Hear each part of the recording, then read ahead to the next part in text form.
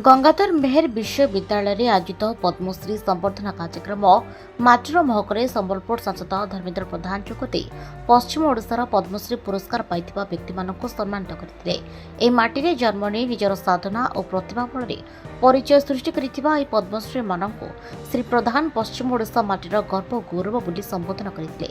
पश्चिम ओडिशार पद्मश्री पाइथिबा व्यक्तिक संख्या क्वचित रहिछि। नरेंद्र मोदी सरकार रे अधिक पद्म सम्मान सृष्टि करी पद्मश्री सम्मान सम्मानित होइथिबा व्यक्ति विशेष माने जीवंत उदाहरण अटते।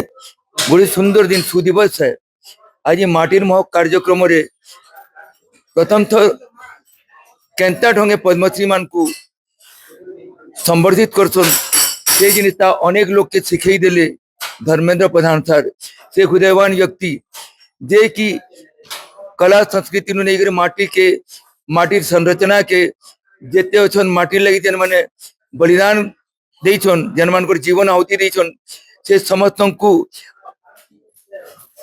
सम्मान जो नहीं मानवा लगी पड़वा तांकर सहयोग अनेक किछि अच्छे। संबलपुर अजित का साथ पृथ्वी पंडांक रिपोर्ट हिरंजन लाइव।